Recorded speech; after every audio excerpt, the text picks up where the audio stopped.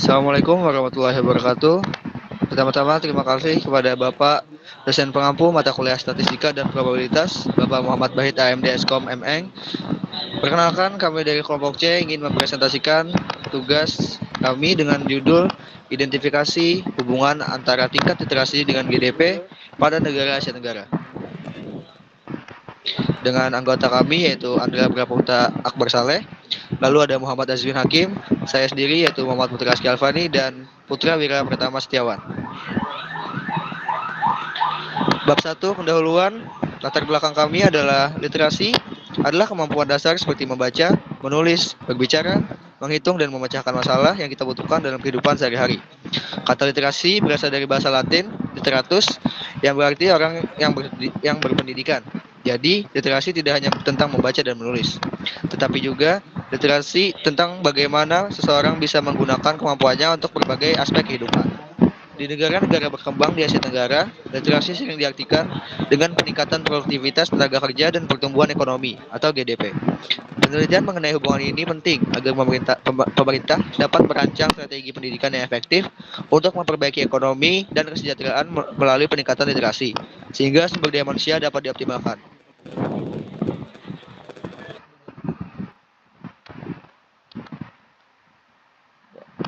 Berdasarkan latar belakang tersebut, rumusan masalah yang dapat diajukan adalah sebagai berikut. Bagaimana hubungan antara tingkat literasi dengan GDP di negara-negara Asia Tenggara? Apakah tingkat literasi berkorelasi positif terhadap GDP di negara-negara Asia Tenggara?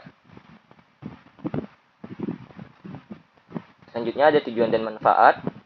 Tujuannya, eksperimen ini bertujuan untuk mengidentifikasi dan menganalisis hubungan antara tingkat literasi dengan GDP di negara-negara Asia Tenggara.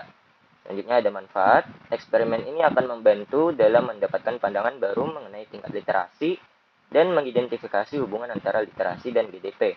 Eksperimen ini juga dapat memberikan manfaat berupa wawasan mengenai negara maju yang berhasil di dua bidang tersebut, yaitu tingkat literasi rakyatnya dan GDP negara tersebut.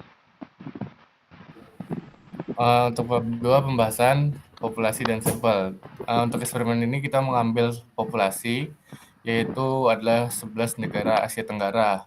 Yang pertama Indonesia, Malaysia, Thailand, Singapura, Filipina, Vietnam, Laos, Myanmar, Brunei, Kamboja, dan Timur Leste. Asia Tenggara adalah kawasan yang sangat beragam baik dari segi budaya, sejarah, maupun kondisi sosial ekonomi. Oleh karena itu, menggunakan negara-negara di kawasan ini sebagai populasi, penelitian akan memberikan pemahaman yang mendalam tentang hubungan antara tingkat literasi dan GDP di konteks negara-negara berkembang dengan karakteristik yang berbeda-beda. Selanjutnya, validitas data. Validitas data merupakan elemen kunci dalam penelitian karena menunjukkan sejauh mana data yang digunakan dalam eksperimen ini akurat, relevan, dan dapat dipercaya untuk menjawab pertanyaan yang diajukan. Dalam penelitian ini, hubungan literasi dan GDP di negara-negara Asia Tenggara, validitas data sangat penting agar hasil dan kesimpulan benar-benar mencerminkan realitas. Sumber data diambil dari World Population Review untuk GDP dan Data PABDAS untuk tingkat literasi.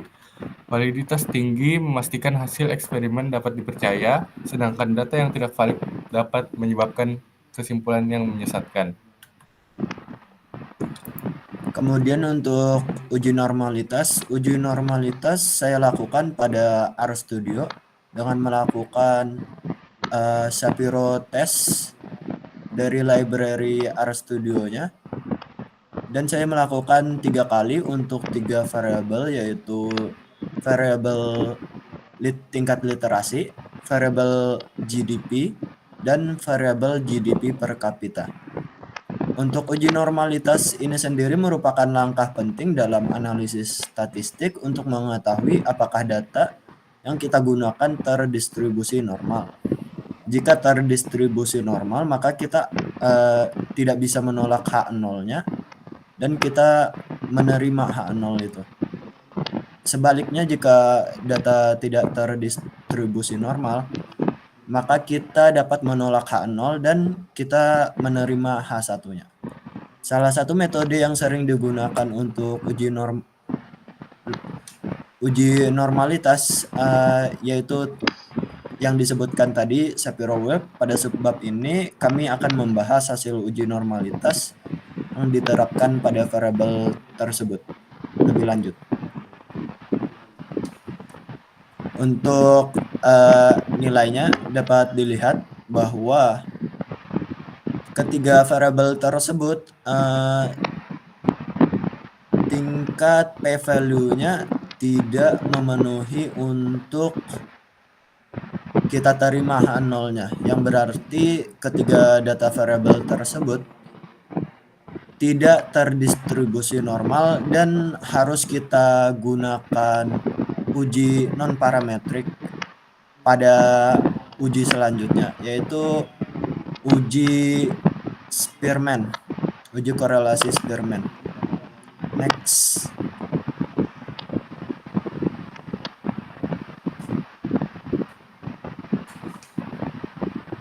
Nah, ini mungkin meme ketika perasaan dapat p-value di bawah 5%. Kemudian untuk uji korelasi, korelasi adalah ukuran hubungan antara dua variabel.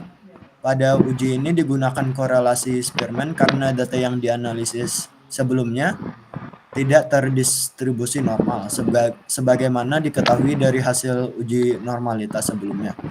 Korelasi Spearman merupakan uji non-parametrik yang mengukur kekuatan dan arah hubungan antara dua variabel berdasarkan peringkat mereka. Dalam analisis ini, 3 variabel diuji, yaitu tingkat literasi, GDP, dan GDP per kapita. Dari hasil uji korelasi Spearman di atas, kita dapat menarik beberapa kesimpulan. Tingkat literasi memiliki korelasi yang cukup kuat dengan GDP per kapita, yang menunjukkan bahwa literasi memainkan peran penting dalam peningkatan kesejahteraan ekonomi individu. Namun korelasi antara tingkat literasi dan GDP saja, serta korelasi antara GDP dan GDP per kapita relatif positif, cuman agak lemah. Kemudian untuk menunjukkan bahwa faktor lain mungkin juga berperan dalam mempengaruhi variabel ekonomi ini. Next.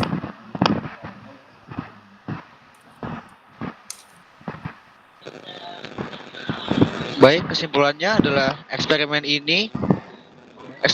bahwa tingkat literasi memainkan peran penting dalam meningkatkan kesejahteraan ekonomi individu, seperti yang diwakili oleh GDP per kapita.